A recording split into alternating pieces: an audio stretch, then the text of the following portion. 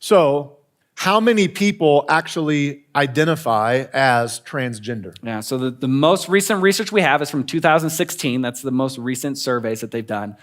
According to that survey, people who are transgender is about 0.6% of the population in the United States. It's approximately 1.4 million people.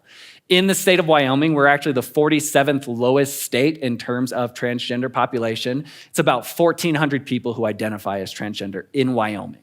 So I know those statistics cause some people to say, well, why is it such a big deal? 0.6% of the population, and we're making this huge deal about it, doing a whole sermon on it in church, in politics, it's just running rampant. What is the big deal? Why does this matter? Well, first of all, 1.4 million people is a lot of stinking people. 1,400 people in our state, okay? If it's people, first of all. But there are some statistics specifically around the younger generation that to me signify why this matters so much. So Brennan, share what you found on that. So 37% of Generation Z, that's the youngest generation right now in the world, it's ages 3 to 23 years old, says their gender and sexuality is very important to them. So I wanted to just make it a little more personal for us. Here at Element Church, Generation Z, which composes our student ministry, that's 180 students that are currently attending our church, say that this is very important to them. 70% of Generation Z says believes it's acceptable to be born one gender and to identify as another. And so for us here at Element, that's 340 students currently attending our student ministry that would say it's fine to be a male and then identify as a female. It's a lot of people.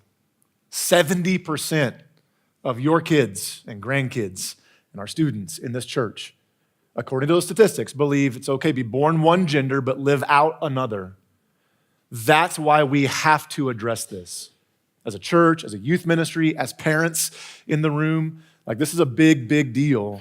And if we don't address it, we will lose a generation as far as at least trying to teach them what we believe, whether they end up believing that or not. We will have lost that generation. But there's one more statistic that if this doesn't break your heart, I'm not sure you have a heartbeat, okay? This is the reason why this matters. 41% of people who identify as transgender have attempted suicide, and that's compared to 1.7% of the general population. Not thought about, attempted. 41% of transgender people have attempted to take their own life. That's why this matters.